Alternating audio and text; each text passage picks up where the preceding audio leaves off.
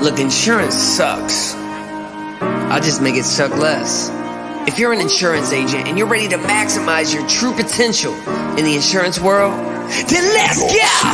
Before we start, let's get one thing for certain. I wasn't always out here big money earning. A page in my life, I turned it and got into insurance. But hold up, let me back it up a bit. When I was growing up, I felt restricted. From 4 to 5 houses, we got evicted. Got into construction, I was so broke during those years. Get off work, start bitching, hit the couch, drinking beer. I thought my dad was proud of me, I was walking in his shoes. But I heard something inside of me that I now know is true. Just because you share the same blood and DNA, that doesn't mean you gotta do life the same way. Quit that job, the boat, I burned it. I went into insurance, 80K in 9 months, yeah, your boy is earning. Then 300K in the next year. Man, I used to be broke and drink beer, but now we're here, let's go. Insurance sucks, I just make it suck less. If you're an agent and you're ready to maximize your true potential in the insurance world, go to bradhannon.com. I'm a health insurance hustler, Bradley Hannon's the name. I'm here to teach these agents how to play the game. I'm a health insurance hustler, one thing you should know about me. I'm a health insurance hustler, bradhannon.com.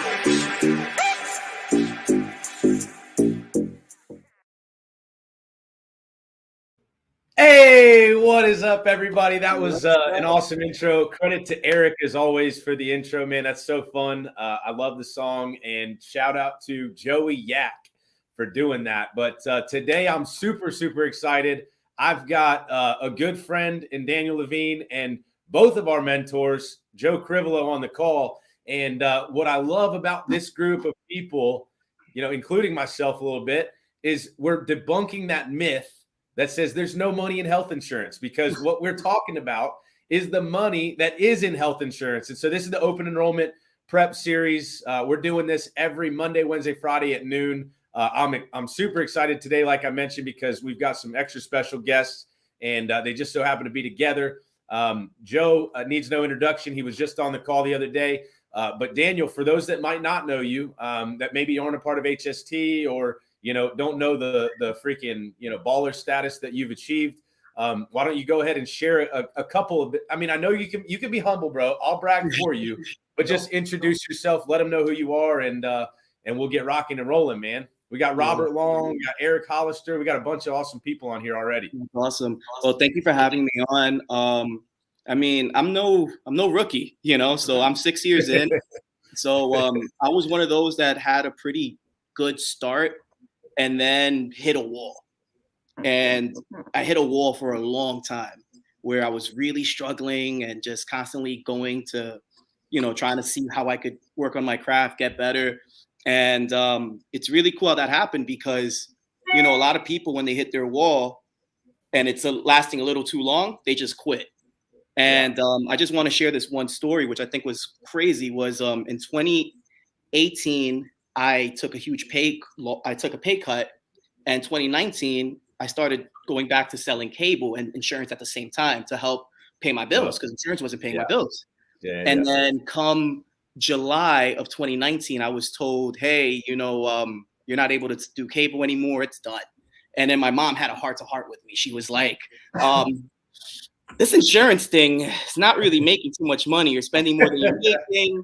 If you want to go back to school, maybe take out a loan. And I'm just like, well, I could go back to teaching. I have a degree, maybe I can go back. So I was just doing this, but I'm like, you know what? Let me give one final push in August. Burn my boats. I have nothing left. This is my last month. If I don't do well this month, it's over. And that first week in August, I made my first $8,000 check. Actually, it was closer to 9. And then the following week, it was like 5 or 4. So then it started like coming in. And then 2019, I ended up finishing the year at close to 300K. And prior to that, I was not even making 6 figures in insurance. So, and then last year, it went crazy. So it was just like, you never know when you're about to give up is right before it's about to blow up. That's awesome. So it's just so crazy. Like I remember I was crying like, oh my God, just because he's too humble to say it. This guy submitted about $9 million in first year. Those are Let's go. Let's go. Thank you. And here's the thing, man. We just started this call. I mean, it's 12:05, and we could probably wrap up with that one nugget, but we don't get to hear from you that often, Daniel. I know you're you're usually in the trenches, man. You're a great leader. You're making calls, making dials with your people. You guys are doing awesome things, man. And so it is a real treat to get to hear from you. And Joe as well. I know, your time's valuable. So we appreciate you being here. One of the biggest questions that obviously is going to come up is what Drew just mentioned. What's the biggest change? Like what changed in you?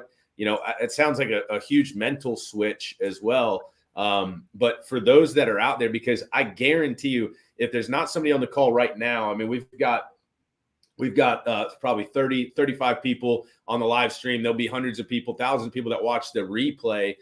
Somebody is going to be watching this and think, man, I'm right there where he was talking about, you got to make this work, this open enrollment or over this next month, or I got to find something else, man. My wife, my mom, my husband, my brother, my sister, my uncle, they're all telling me I got to do something else. I'm not making any money.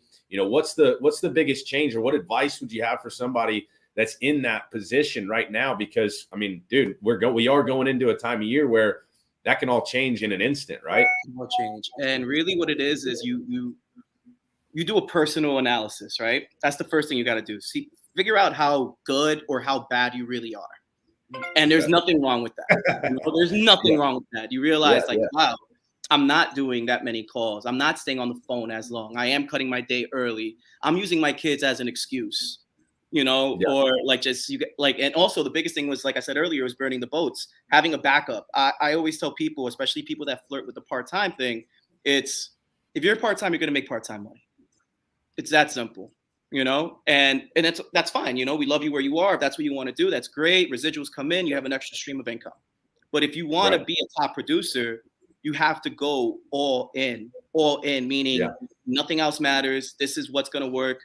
And I was joking around with Joe yesterday. Like, I feel like I'm finally getting some of my social skills back, because for the last year and a half, bro, all I've done was look at screens all day, and it's like, if you're not willing to, do those 12 to 15 hour days during open enrollment, then, hey, don't compare yourself with someone that is.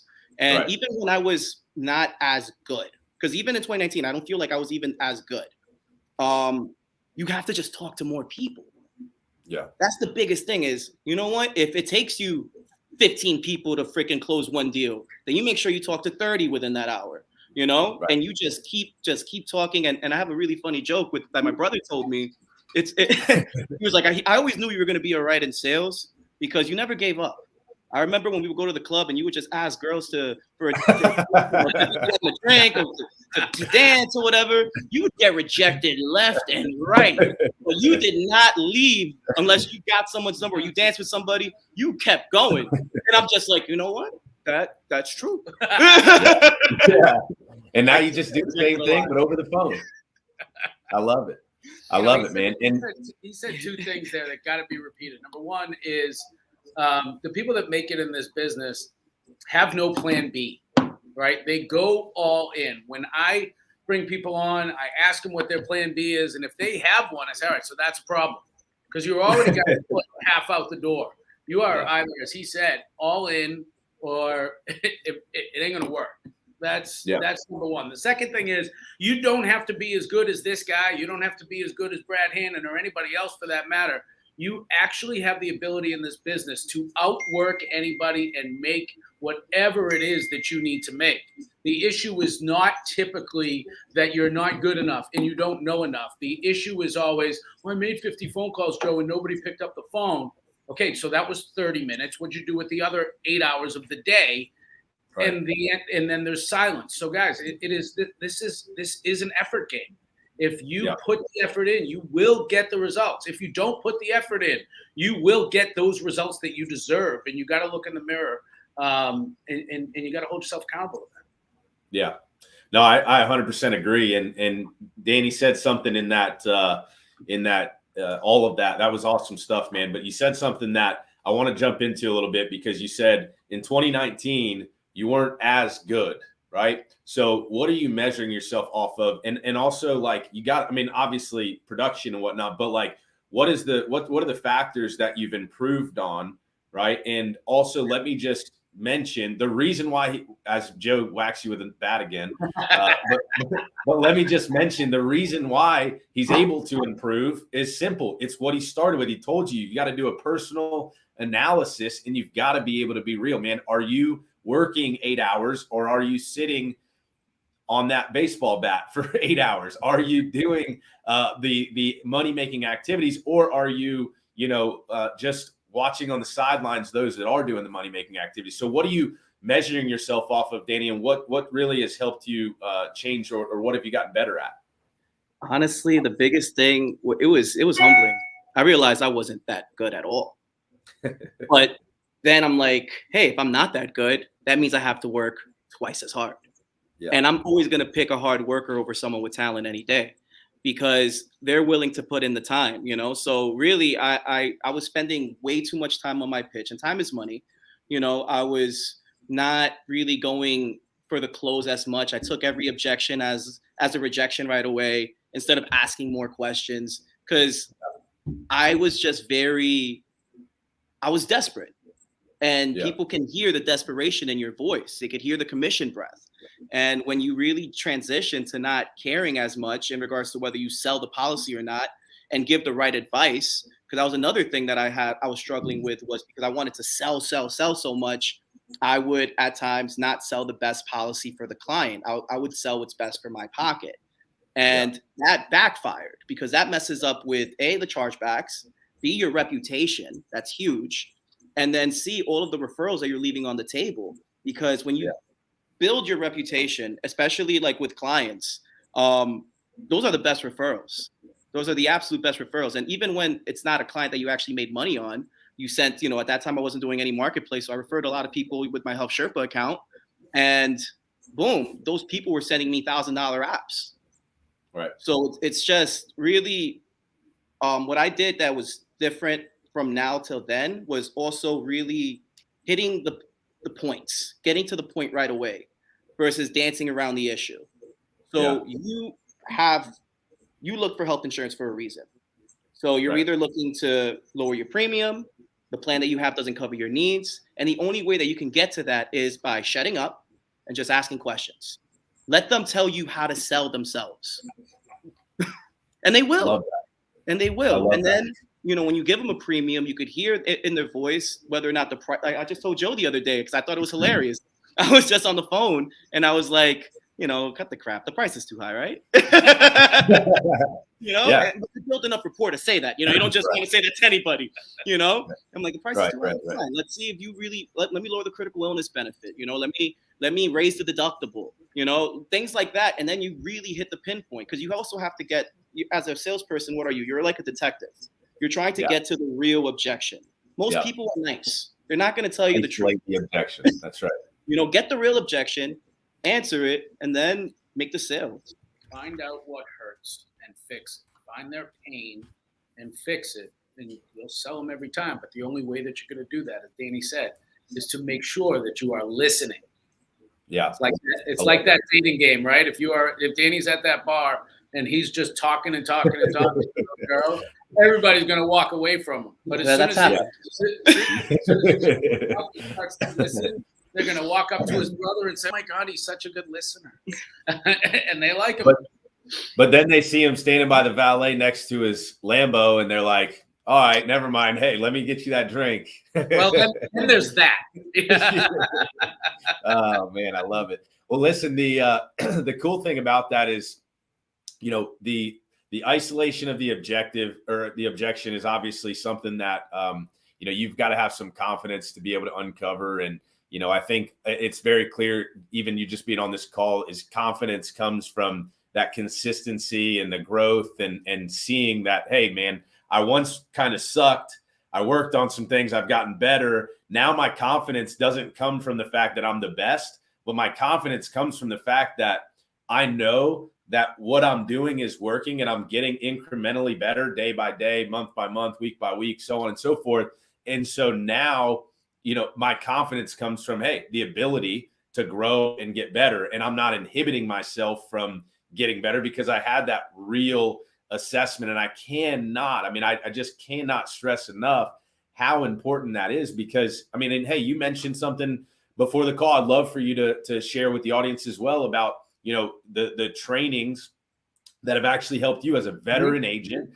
I think sometimes too, people get wrapped up into this, I got nothing else to learn type of mentality. And dude, Krivelow is a great example. As your mentor, as my mentor, that guy's always learning. He's always got an open ear to the newest product, the newest, the latest and greatest method. When there's so many people out there that are like, don't reinvent the wheel, and I get it. Don't reinvent the wheel. Use what's working, but also look for what may be working next, and so on and so forth. So you're always learning, you're always growing, which is huge. But why don't you share a little bit of what you were sharing? Because I, like a lot of, more like veteran salespeople that are still on the field, you get a couple bad habits that work. You can work around the bad habits, right?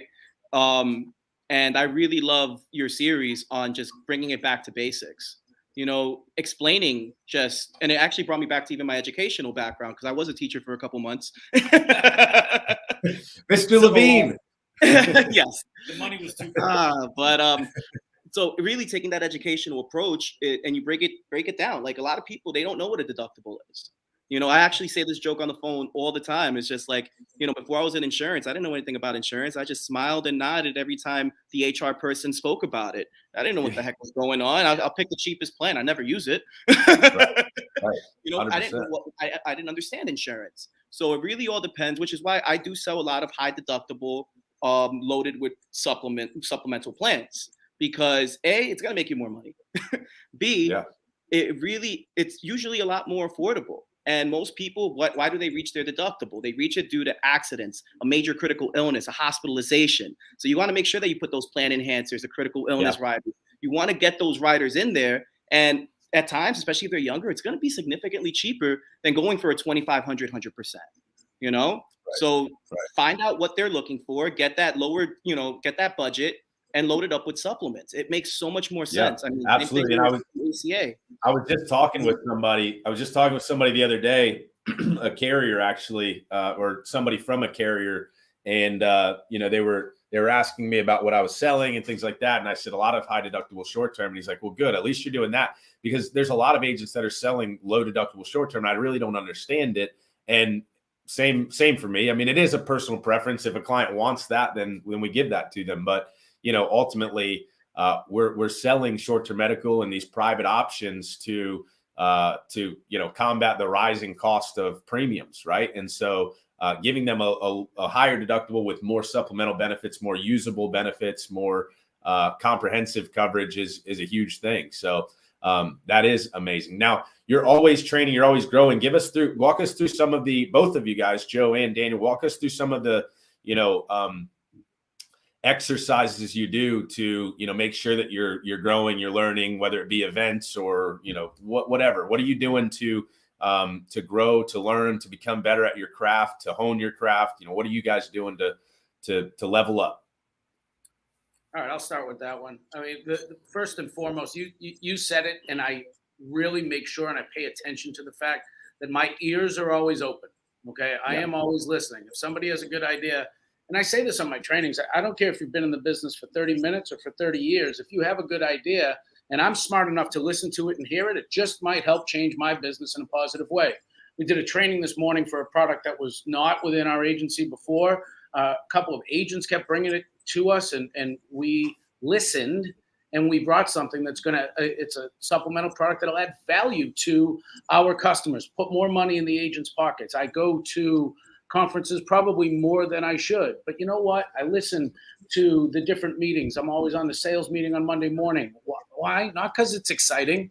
I'll pick up one thing, and it is not exciting. I will pick up one thing that the person that is my competition is not listening to, and it changes the game for me. So I listen and I learn, and then there's the third part, which is the key to everything that Danny said and everything that I try to do every day. Third part of that is you actually have to execute. You got to get outside your comfort zone. Guys, I can do the stuff that I've been doing in my sleep for the last 15 years. I can do it. I've done it in my sleep. But if you get outside that comfort zone and you can change things a little bit, that's a problem a lot of people have. They're like, Joe, this is working. Why change? Don't completely change. We're tweaking. Why? So we are one step ahead of everybody else. Our customers are one little bit happier. We make one little bit more money. If I make 10% more than the guy doing the same amount of business, I'm doing something better than he or she is, right? Yeah. And so everybody's happy. But that all starts right here. It starts right here. It really does. Yeah. My big thing was networking. Yeah, I mean, and I got to give you credit for that, Brad, because you helped me with that in regards to talking to more people. Like I've allowed certain situations, personal situations, kind of hinder me from wanting to make relationships. I'm just like, people are out to get me and all this paranoia bull crap. There's a lot of great people in this industry that just want to see people win. And, it could be in a different, captive agency or different different agent, brokerage firms or people right here. And that's been the biggest difference for me. Like with you, I learned a lot with the networking. With Cooper, I learned a lot about, dialing leads and how to work those leads. Same with, I learned from my agent. Cam taught me a lot with that. I learned a lot of just the basics of insurance through Jesse Park, and Joe Krivelow. Like all the time, and Paulie, like these people are always ready to help.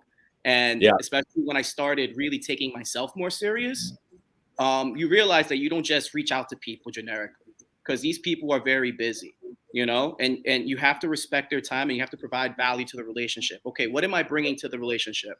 If it's somebody that, you're trying to gain a relationship with, give them a referral, send them some sort of business, give them props, show love, make sure you come with, you don't come to a party empty-handed. You go there with something and you make sure that you provide value as to why they're taking their time to help you out. Not all take.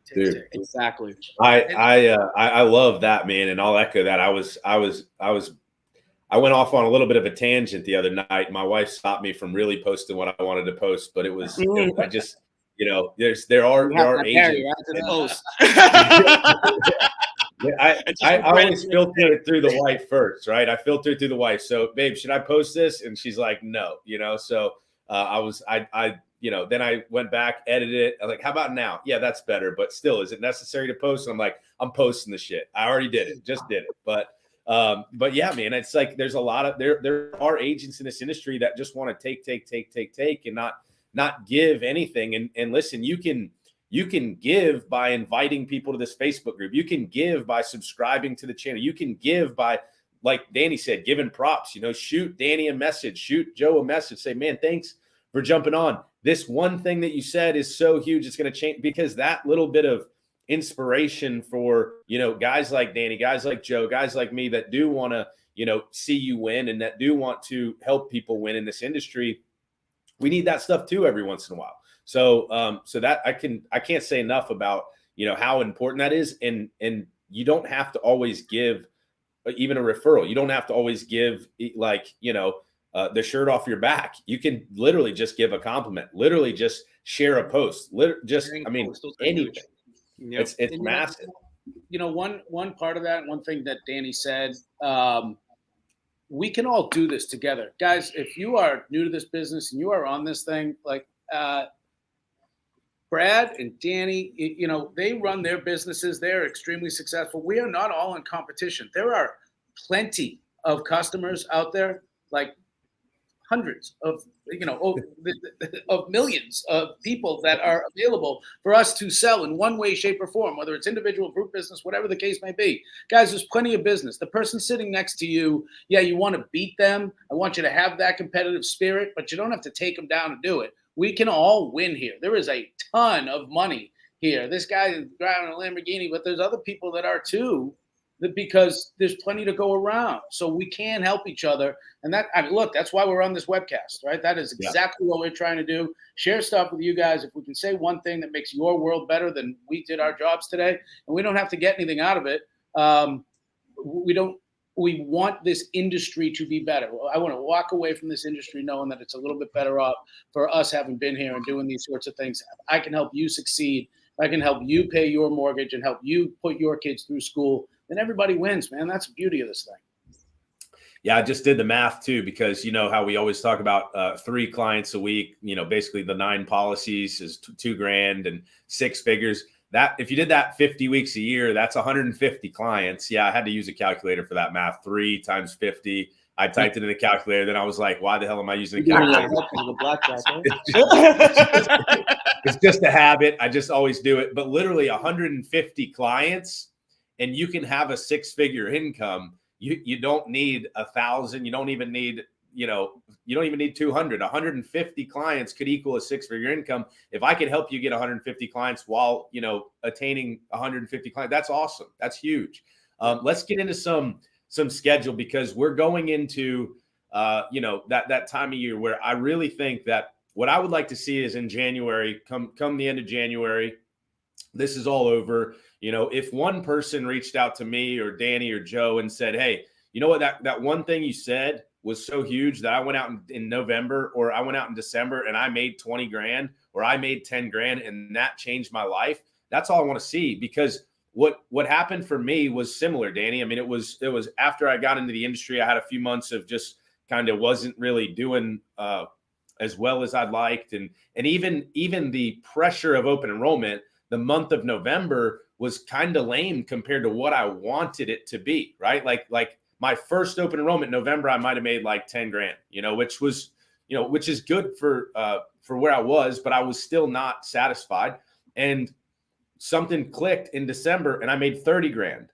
And that $30,000 in December changed my life. And I went on and did it, for the whole freaking year, was doing consistent numbers like that because it allowed my confidence. So if we can help one person do that, that's great. But what does it look like schedule-wise, And obviously we're looking at a perspective of one person, Daniel, who, a majority personal production, has a solid team, but, focused on personal production for the open enrollment period. And then we've got Joe, who, could definitely produce, guys. Make no mistake about it. He can get on the phone and he could sell, but he's got hundreds and hundreds of agents he's got to take care of. So it would be a little selfish for him to be spending all his time selling and not helping his agents. So we've got 2 different, sides of the coin here. Let's hear what the schedule.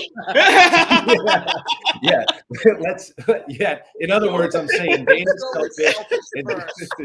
Yeah. So what's the selfish schedule look like, Danny? Mind you, he has kids. He has kids too. It's not just, like you can get into that a little bit too, Danny. Go ahead, selfish. So, pretty much, I'm a firm believer in, when it comes to the planes, right? How you have to put your mask on first before you help somebody else.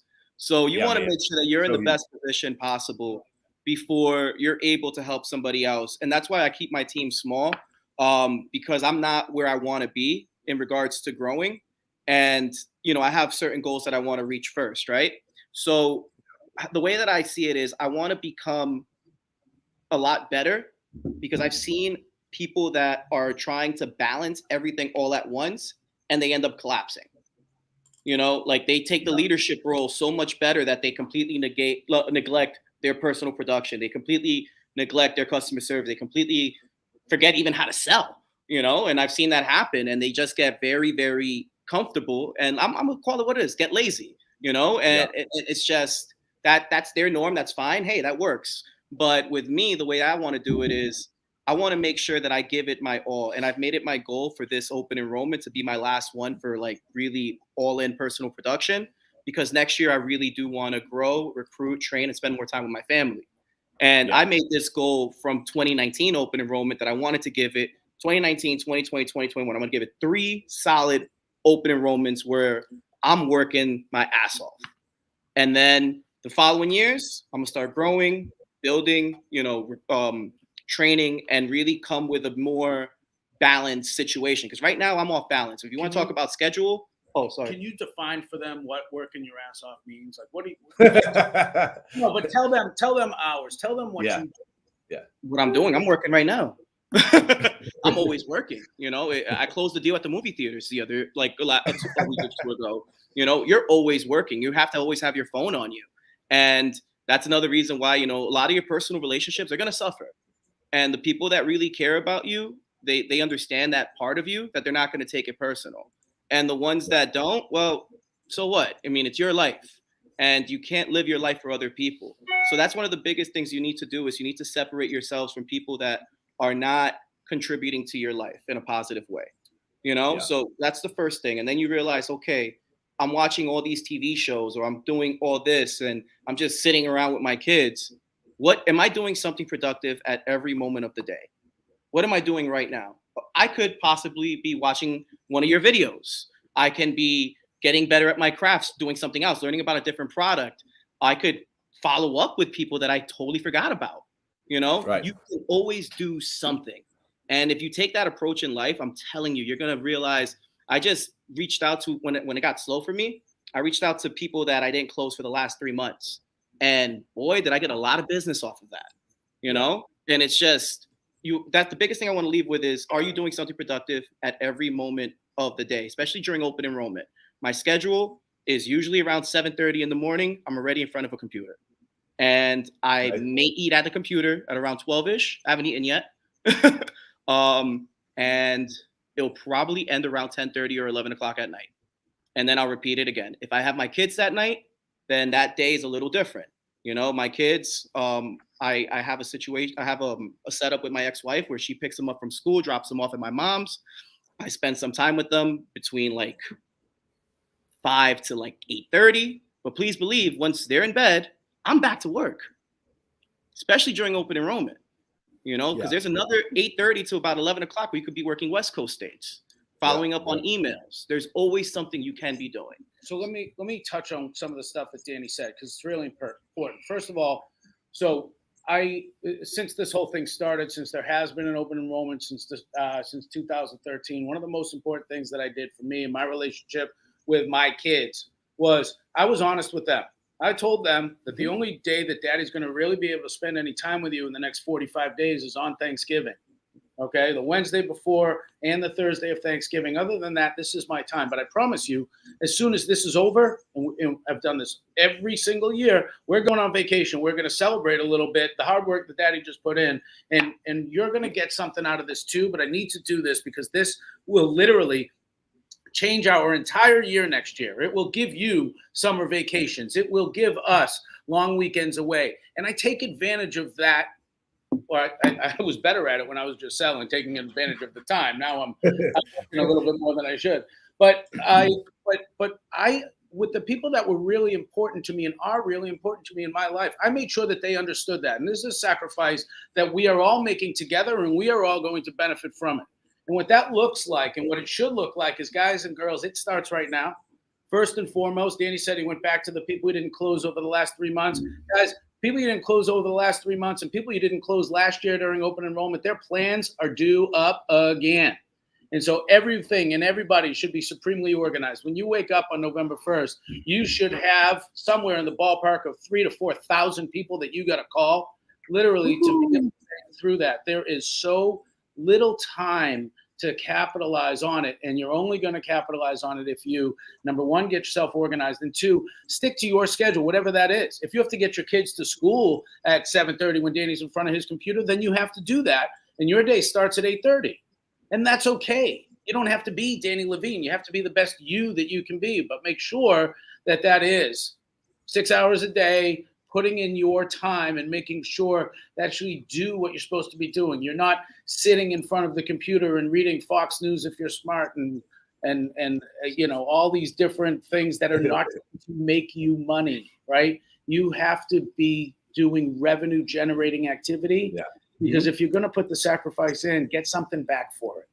Yeah. 100% agree. There was something else. Jesus, I forgot. It'll come back to me. I'll interrupt.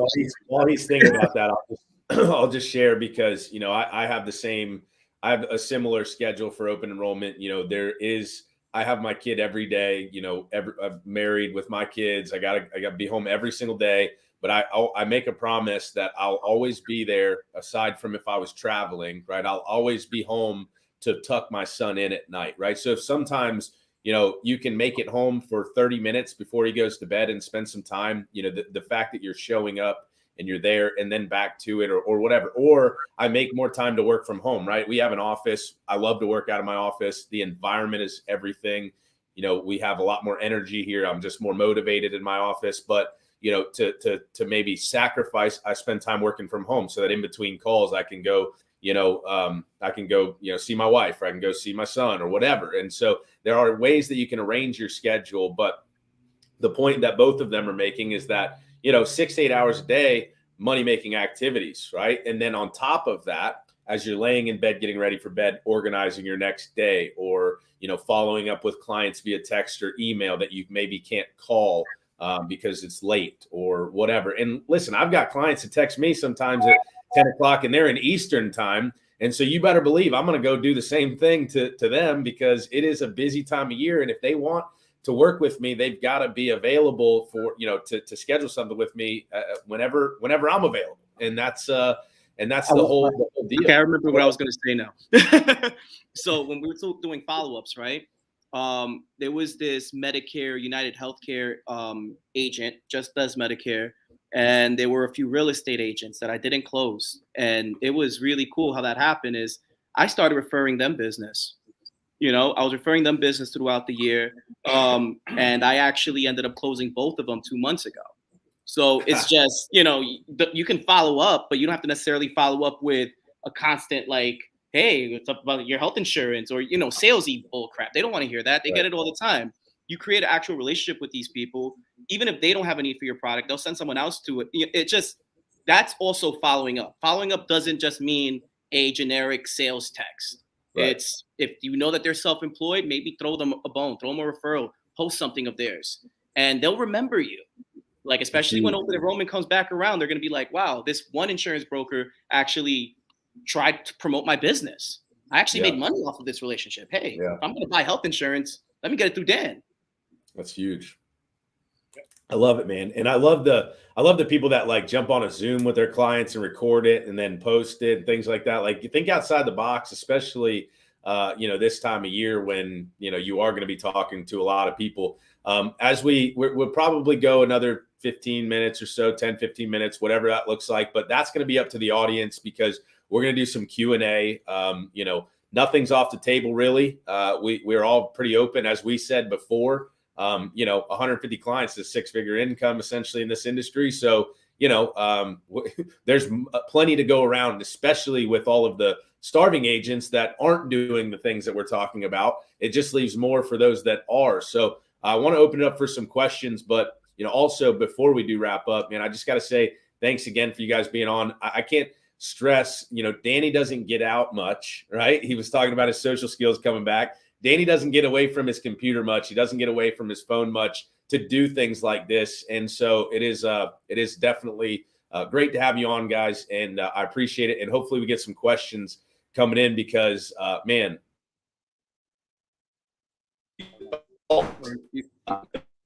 For some Q&A, but any advice for new agents, maybe first year in open enrollment agents, anything that, stands to this? And I know my new agents get sick of hearing me say it, but guys, ladies and gentlemen, this is activity time.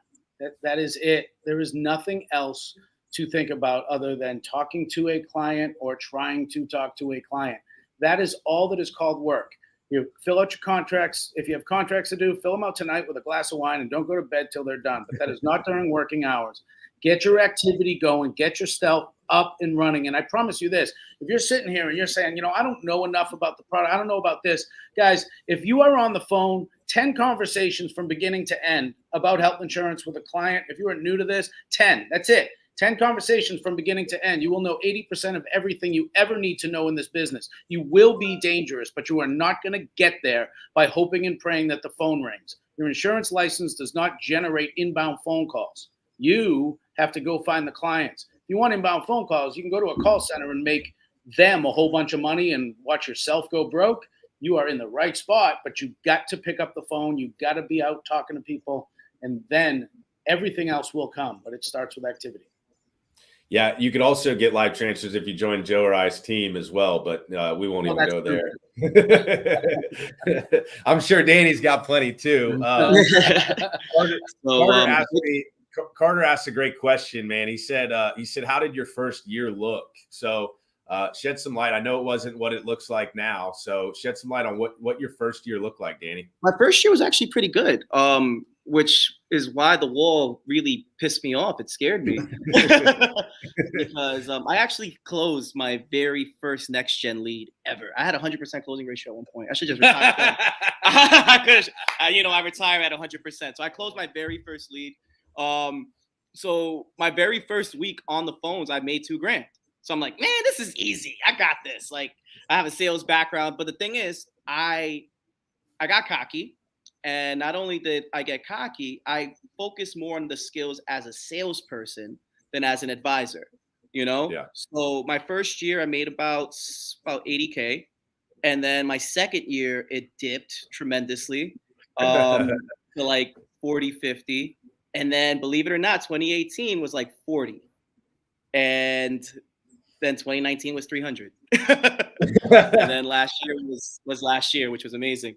And this year looks like it's about to double. So it's a beautiful thing. And it's just, wow, I'm about to fucking get emotional. Because hit him with that bat again, Joe. But when you really like just transition and see that you're your own worst enemy. You really are. Yeah.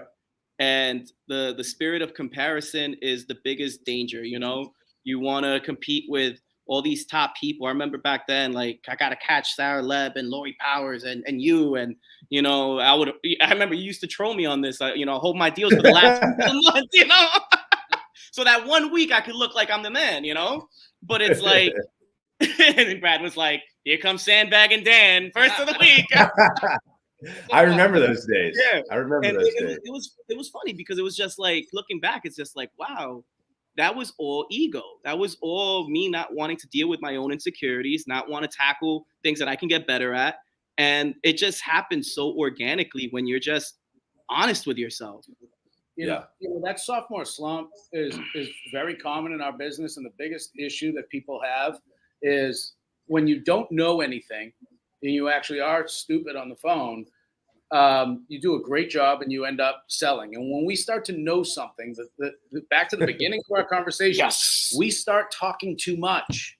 Yeah. Back to that whole date and say, you guys start talking too much and then you stop selling.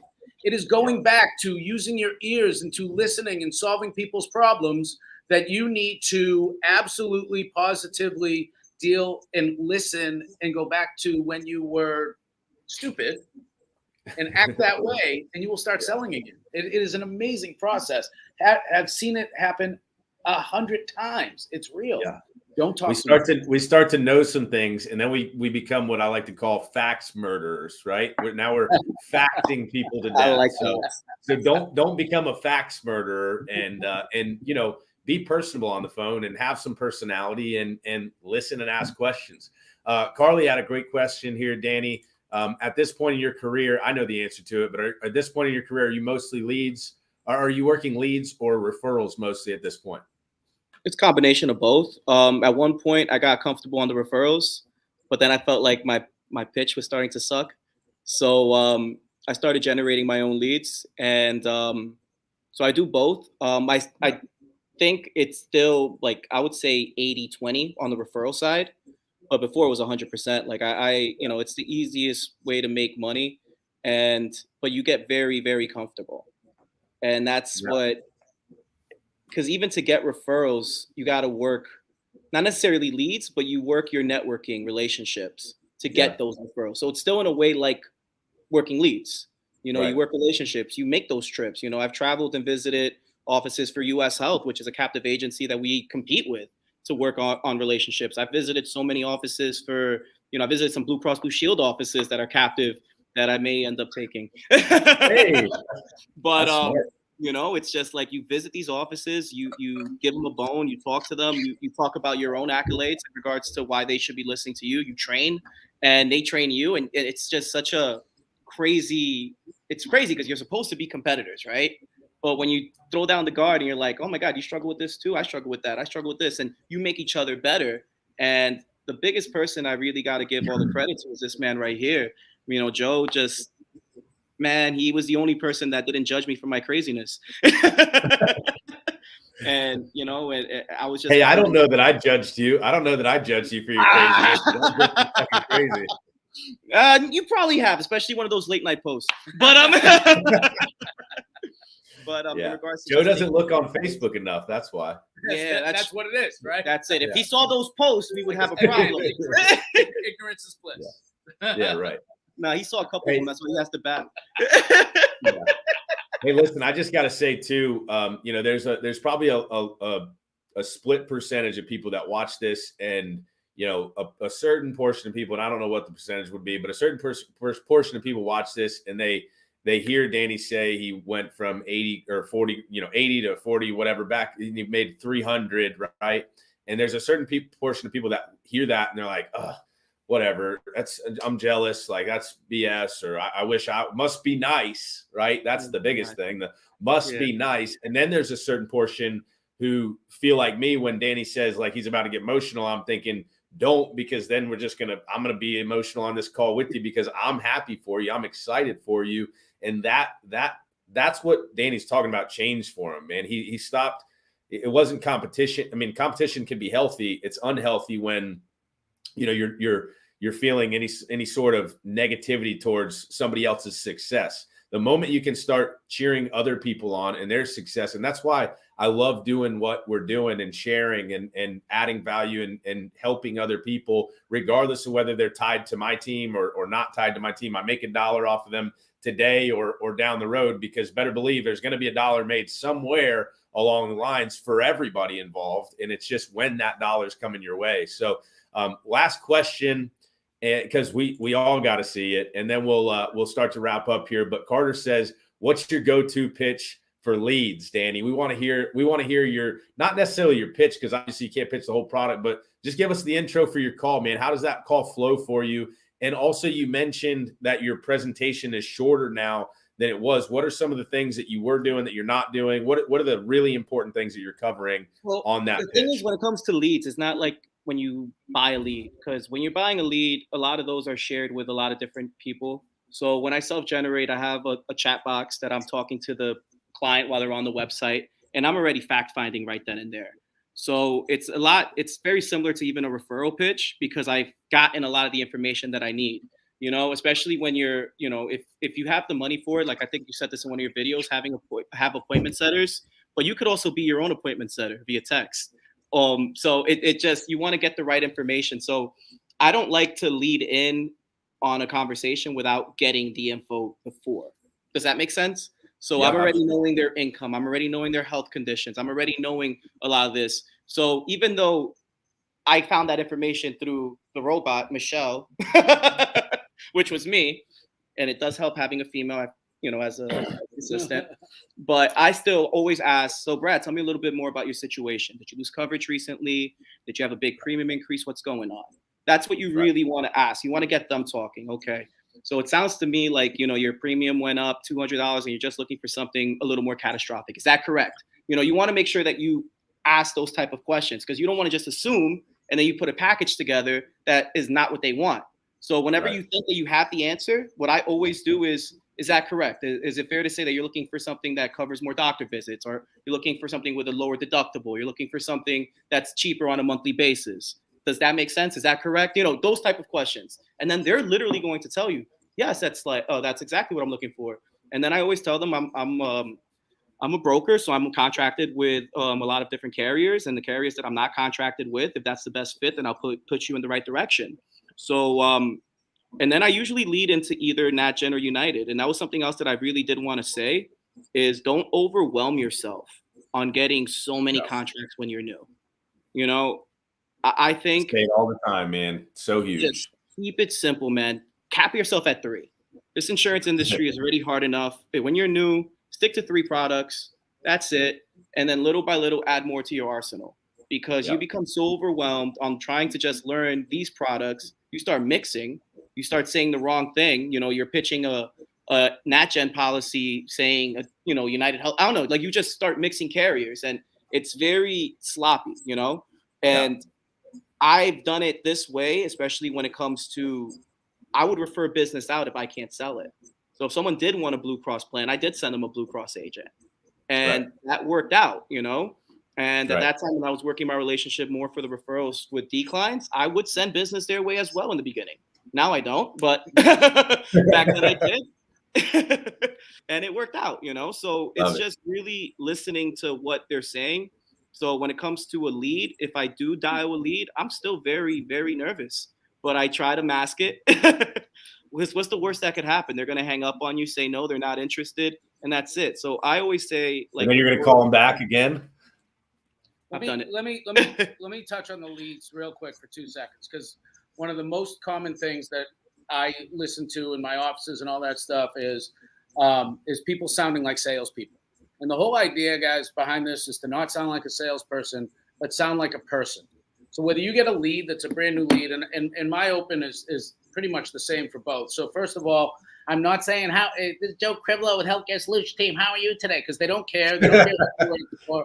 So that's exactly how he says it. I've heard it. It sounds just like that. So this is Joe, the health insurance guy. Saw you were looking for help with your health insurance. Want to see what your situation is and how I can help.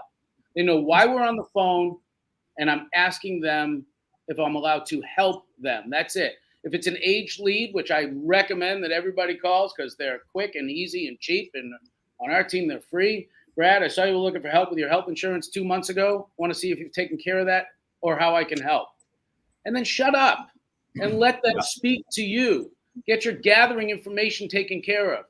All right. And that's, back to Danny's point is getting all of that information. But that open, guys, just tell them why you're on the phone. Tell them who you are. My name's Joe. Like, now they know who I am. If they want to know my last name, guess what? They'll ask. If they want to know the name of my company, they'll ask. But the longer you talk and the more crap that comes out of your mouth, the less engagement you will have with them. I love it. Let's wrap up with this question, Joe. This is a good one for you. I didn't realize it was my man Jack that posted it, but he said, how do you fall between knowing too much? Like, what's the happy medium between knowing too much and knowing enough to make the client confident in you, so you're not, becoming a fax murderer? So as you learn, how do you avoid the knowing too much? So first and foremost, it's on that initial call when I'm talking to a client. My goal is to talk extremely little or zero about actual health insurance. And all I explain to my client is what the process is going to be. So I never tell them I'm going to fix your situation. I never tell them anything other than I'll say, hey, Brad, let me tell you how this is going to work. And when I do that, literally, if someone's sitting in front of me, they relax. They say, oh, geez, finally, someone's just going to show me how this happens and they're going to do it for me. Brad, let me tell you how this is going to work. I'm going to take all your information and I'm going to give it to every insurance carrier in your state. They're going to come back to me with literally hundreds of different numbers. I promise you this. I'm not going to take hundreds of different quotes and put them in your inbox. What I'm going to do is I'm going to narrow it down to a couple that I feel fit best into your situation, and then I'm going to present them to you. And if you, as I'm presenting them to you, if you think I missed the mark, will you tell me that? Can you tell me no? And all I did there, guys, is I told them what the process is going to be. And at the end of it, I gave them permission to say no. So there's no hard sell coming to them. They're just going to get the right plan. So my knowledge to them isn't even clear yet. I just let them know that I know how to do it. And that's what they want to know. They're confused. They're scared. They don't want to end up on the wrong plan. You don't have to go, throw up facts on them to get that point across. Just tell them you know how this works. You've done this a million times. It's huge. Well, guys, I'm going to respect your time, respect mine. I'll be seeing you this evening, Joe. So I appreciate you guys jumping on. Where can everybody find you? Danny? Find me. They can find me at Danny's like, don't find me. They can find me at compasshealthconsultants.com or chcagents.com. Perfect. Yeah. Find me in downtown Orlando. And you can find Danny on Facebook under Daniel Levine, and he'll be buried in this computer for the next 2 months. But I'm excited to see the big numbers. I'm excited to not just on the first of the month now either. Yeah. And I'm excited to see the transition, next year and beyond, man. And it's always a pleasure to work alongside of you guys, man. I know we've all learned and grown a lot together. So let's keep it up. And if you guys tuned into this, thank you for tuning in. check out the live feed again on what day is today? Wednesday. Check it out on Friday at noon, and then we'll have the following week will be the last week, Monday, Wednesday, Friday. So every Monday, Wednesday, Friday at noon Eastern, or catch the replay on the YouTube channel or the Facebook group Health Insurance Hustlers. Thanks for tuning in, guys. Hold on, Bradley, 1 second. You're good. I want to say You're one good. thing. I was supposed to do it when he was in Tampa, and I missed it because I had work or whatever. And I was looking at your page, and I just want to say I've become such a huge fan of what you're doing that I actually came to St. Louis for this call. FYI, I came for this. So I just want to let you know I'm a huge fan of what you're doing. Keep it going, and let's just crush this open enrollment. Thanks for having me. I appreciate that, man. Hey, why don't you book a ticket to Houston this evening as well while you're at it? I thought about it. Trust me. All right, fair enough. Well, thank you guys again, and thanks, Danny. I appreciate the kind